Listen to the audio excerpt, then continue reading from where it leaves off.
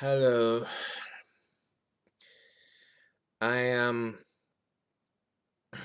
I wanted to make a video about alone you versus united you or together you. So this would be like the real you, what is commonly ignorantly referred to as the real you versus the ideal you. Anyway, I think a lot of people are talking bullshit when they make it out like the ideal them is a further greater physiological attribute, um, a greater mental intellectual attribute, um, or a greater emotional poetic attribute. I think that's bullshit when people say, or when people act like the ideal them is just an improvement in all this, all these areas of criterion. I think that's just bullshit. It's bullshit. The ideal them, I suspect, is the ideal anyone is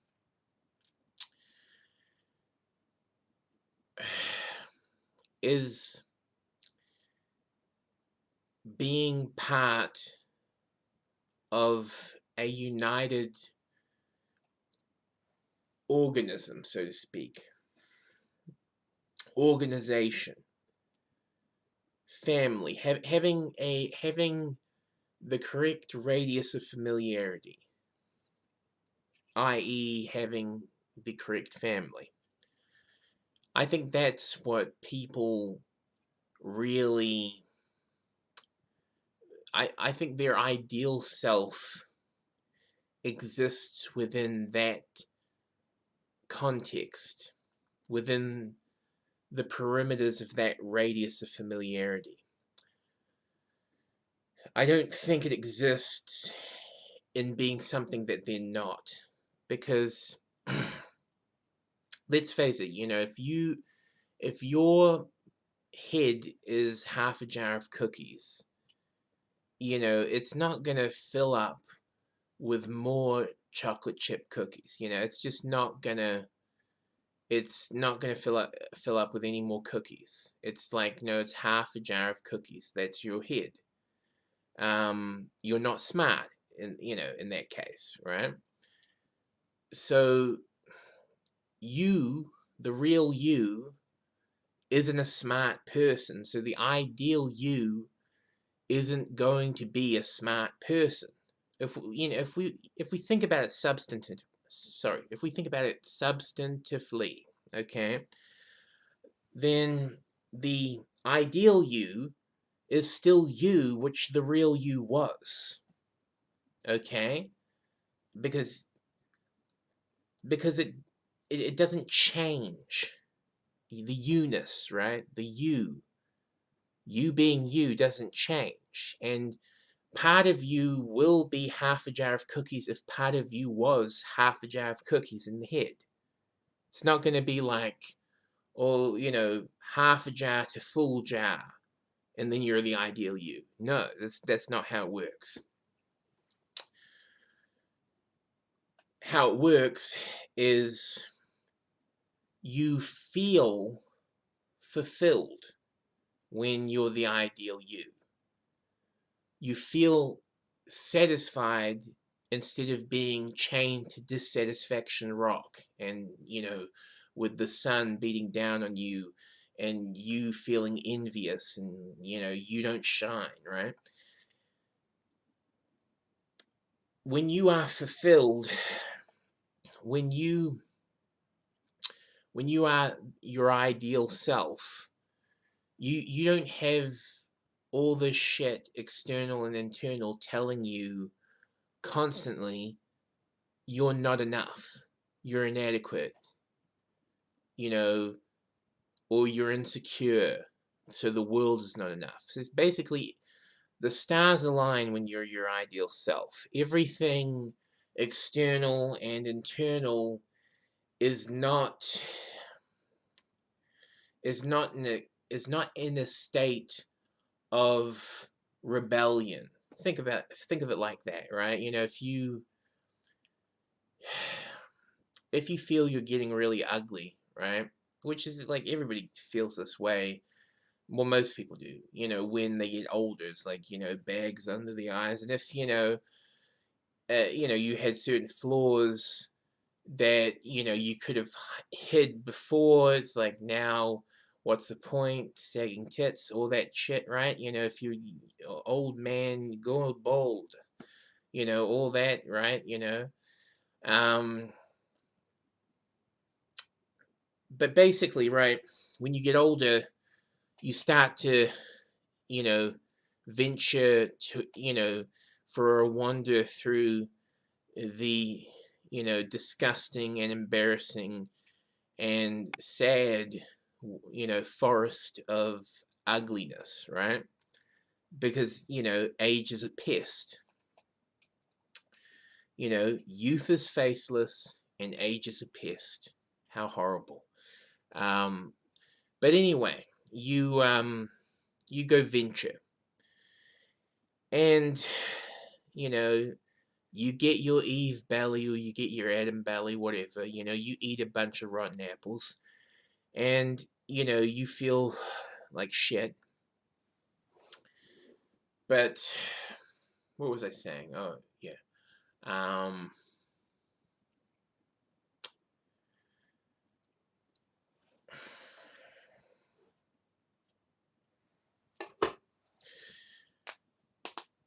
you're I forget what I was gonna say, but well, you get older, and the world. Oh, I remember now. Think of the external stimulation and internal stimulation, so that sort of outer and inner world, as rebellious, you know, through a lens of, oh, I'm getting uglier. Just think about it like that, and you're going to notice, oh, yes, it does. It does seem very rebellious. That's why I feel like shit, because I'm getting older. It seems really rebellious. It seems like everybody's pushing on me, It seems like I'm pushing on me, and I don't even want to be pushing on me. I don't want to be super judgmental on, at everybody else or at myself. I just don't want to be super judgmental. But that judgmental, you know, it's not an attitude, by the way. People think it's an attitude. It's not an attitude. That judgmental condition, condition of being judgmental, that is due to being nowhere near your ideal self. That's being, what we would, most people would commonly mistake for the real self. The real self is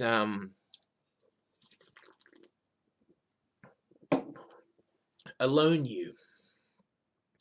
It's when you can't win friends and influence favor. It's when you are basically, you are outside of the radius of familiarity of all the ones, that have a signal for reception. You're outside of all those radiuses of familiarity, and you're lost. You've been kicked out of the dream matrix.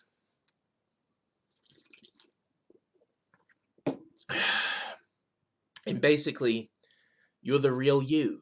But it's not really, you know, both the real you and the ideal you are the real you. I mean, because you substantively remains the same. So ideal you is the same as real you. But the difference is ideal you doesn't have the outer world and the inner world, the external and the internal, being rebellious. So putting you in a state of constant judgmental conditionality, where it's like, oh, you know, every waking thought you're judging something that is, and then you are aware that you're judging something, and it makes you feel like shit, and makes you feel like being a bastard, right? It makes you feel like shit when you judge yourself and you say, I'm shit. But it also makes you feel like a bastard when you judge other people and you say they're shit. And it could be, oh, well, they're shit because they haven't shaved. Oh, Grizzly Adams, all that shit, right? This is, I wish Grizzly Adams. This is terrible, terrible. This is pubis version of Grizzly Adams. But, you know, and with these gloves on, it's homeless pubis. Homeless pubis. Think about that. That could be the main character in a grand novel about the hardship of reality. But anyway, anyway,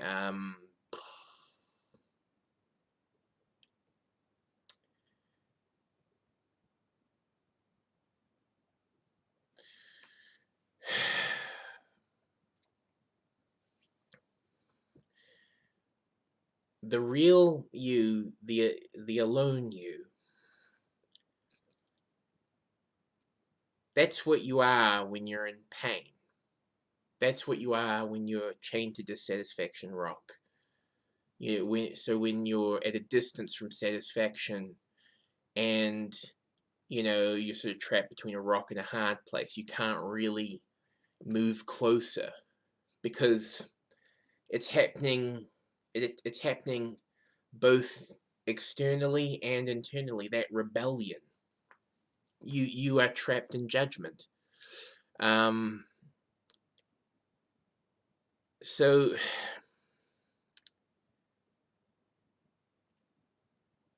you got to get to your ideal you, which is still you, and it means you're gonna have to sacrifice some of the convenience of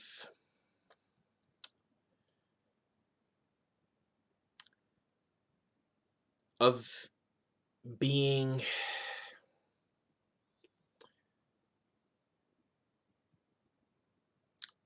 yourself. And what I mean by that is when you're being yourself, you're in the idea of self. But the idea of self, you know, that's the ideation of self. That's past thought, present thought, and future projection thought of self. So it's like, have you ever seen A Christmas Carol, or or read the book by Charles Dickens? Because the Christmas Carol, A Christmas Carol, I should say. You know, there's the ghost of this, that, and the other, right? It escapes me the names of the ghosts in particular, but you know, basically it's past, present, and projection of the future. But anyway, Ebenezer Scrooge goes on this dream quest. Well, he's sort of sucked into it, you know, and he sees these visions. But it's all to get him to become his ideal self. And he has to learn to get out of the idea of self to do that, because he's stuck in the real self mode. And he's cynic, ultimate cynic. Ebenezer Scrooge is the ultimate cynic. But he's stuck. So he's stuck in his real self, and it's because he's thinking about the idea of self, about being himself all the time. He's ideating about being himself all the time. And this is what keeps him trapped in his cynicism. So he can never get, without this dreamlike intervention of past, present, and future projection, without this dream transition thingy going on, he can never get to the ideal self, which is a united self. But he does get to it anyway. The reason why you're stuck in the pain, stuck in the hurt, stuck in your real self is because you are being yourself all the time, i.e., ideating self all the time. And so you got to stop ideating self. Self, above you is not you. You know what I'm saying? Going back to what I said about you being substantive. So the you that was is the you that will be. No matter what you may think you can, no matter what you can dress yourself up as, the you that was is the same as the you that will be, and is the same as the you that is presently. You is substantive.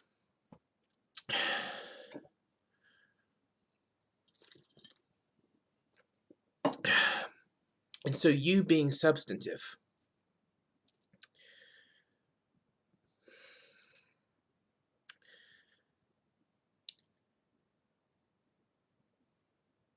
the ideal is when that substantive you is outfitted with the right style. Maybe that's one way of looking at it. Scratch that. It's when you are really yourself, but you're not being yourself. You are you, but you're not being you. Because whenever somebody's being themselves, so when you look in a mirror and you say, I'm being you, if you ever say that, or if you ever said that, whenever somebody is saying,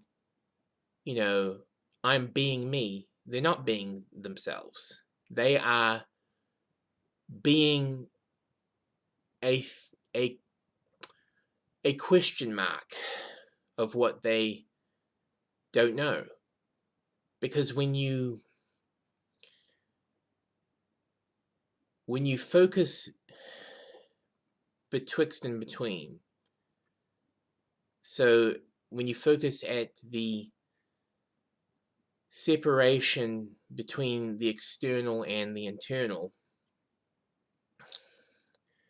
you're not really seeing anything, because they're all one and the same, essentially. So in essence, they're one and the same. What is without is within. The words without and within should have, a slash. So it should be with/out and with/in, because you're with in both cases. And when you're looking only at the idea, so the ideation of self, so when you're in the mode of being yourself, you're ideating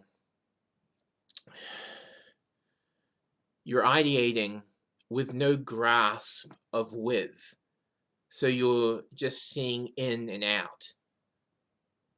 So you're not thinking of it like within, without. It's just in, out, in, out. You see how that can create a lot of prejudice. It can create a lot of judgmental, analyzing of events, of facts, um, of concepts, of of experiences.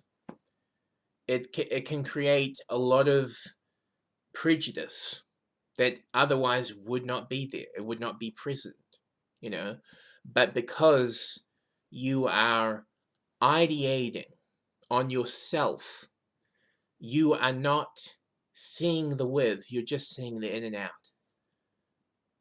So how do you stop that? How do you stop that so you can get to your ideal self? Well, it requires some mental um, mental training of attention, right? So there's that saying, always keep a sharp eye on the ball. What does that mean, you might ask? Well, the ball is you. You're the ball.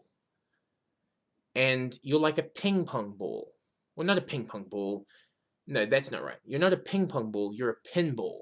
You ever played a pinball machine? You're a pinball. And so you move in this direction, this direction, this direction, and you have no control over how you're moving because somebody is controlling, the whole environment. And basically they make these whackers move you. They whack you in one direction then another. And sometimes you do well, other times you die and you're replaced with a new ball. It's like a new day. You're waking up. But the point is, you're the ball. You are directionless until you look at your direction. Let me say that again. You are directionless until you look at your direction. You need to drive yourself. You need to steer yourself. You need to aim yourself, intensify yourself, then let yourself fly and hit yourself wherever you want yourself to go, to be. And that requires you not to think about being yourself. Because when you think about being yourself, it's just in and out and there's no with. So it's not real. So it can never be ideal. So it's not substantive, is what I'm saying. Anyway, I just wanted to make this video because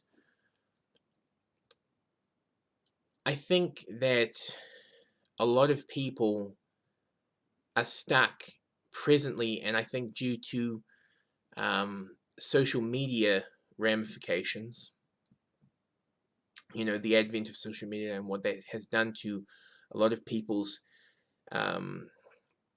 awareness, wherewithal. I think a lot of people are stuck ideating on being themselves. I think art has directed them towards that type of ideation.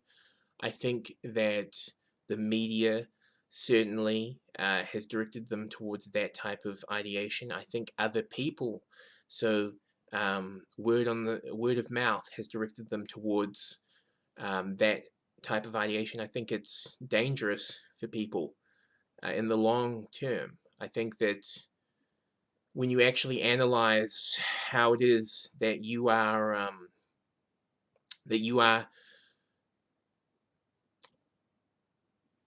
thinking about your life, thinking about yourself, I think that when you actually really